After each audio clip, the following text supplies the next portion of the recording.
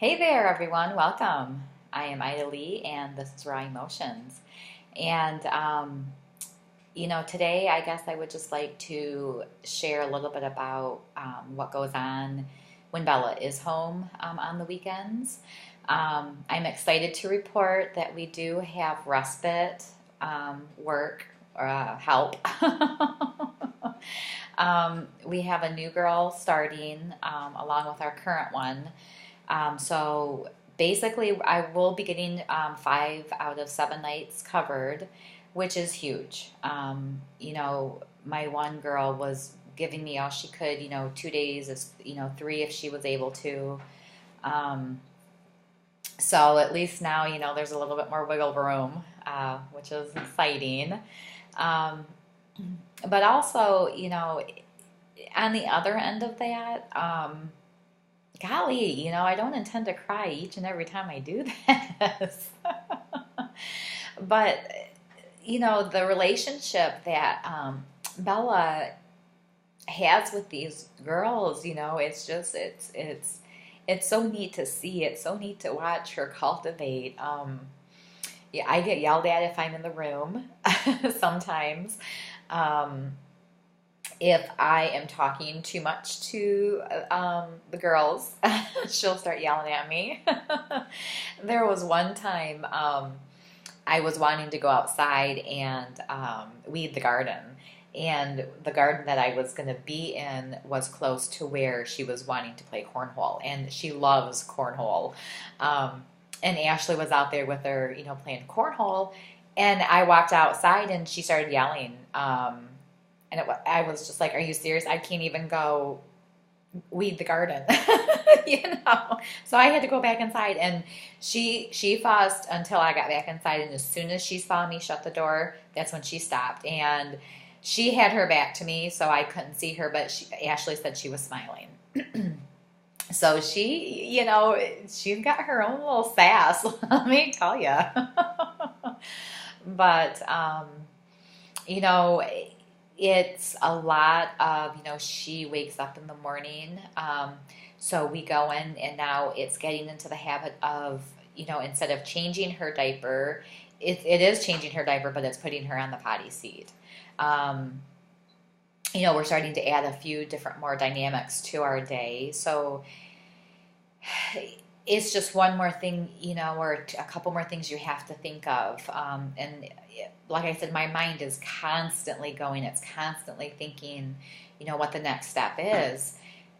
And like I was explaining yesterday, like that whole concept of time, I just can't explain it. I am present in the here and now. I know what needs to be done and what needs to be taken care of. But at the same time, it's like my short-term memory is completely frazzled. My long-term memory, it's hit or miss if I can remember some of my even childhood memories, which is kind of sad. And I don't like this place that I'm at, So again, it's accepting where I'm at and moving forward. But like this morning, I was getting her ready for school, and at the end of her wheelchair, there is a metal arm that was intended to hold up her communication device. She had a Dynavox, and it had an eye gazer on it. And what was really cool about that is she could look at the picture, and whatever picture she was looking at, the machine would speak for her. And it was really cool to watch her use, and she knew how to use it. The thing that sucks is it broke. And in order for us to get another one, I need to start driving to Ann Arbor once a week for speech therapy because they need to video record her using it. Ever since her hip surgery, she shuts it off. So we can't practice with it because it's broke. Yes, I can drive, once a week to Ann Arbor. People, I'm tired. I'm exhausted. I do as little as possible. I really do. You get to a point where you can't do anymore. I do what needs to be done. I do the necessity, and that's it. So right now, we're looking at alternative ways for her to communicate. I have bought a couple switches, and again, it's something that if she's not well enough for us to practice on, we can't practice on it. And again, it's something too, where if it's put away in a drawer, it's out of sight, out of mind. And because I've got so many things going, I'm going in so many different directions, I forget, and so that's what's nice about the girls that come in for the rest of it, because they read the IEPs. I've said I've got one of the girls, from her school here, so they're able to work on those goals. They know what I have here at the house, and they can remember, too, and work with her. So it's nice, that I, in a way, get to take a break, and others get to come in and help teach besides when she's at school in the home setting. Because we all learn in different ways, and while she is excelling in school, there's certain things that she just won't do here at the house. And a lot of the times it's, when she's on all day at school, she loves school so much that she's given it 110%, and she gets home, and she's just walked out. This is the first time. She's 9 years old, and she now wants to hang out in her room. It's just it's really cool to be able to step back and appreciate where she's at in her journey. And I'm really thankful that I recognized I needed to do that,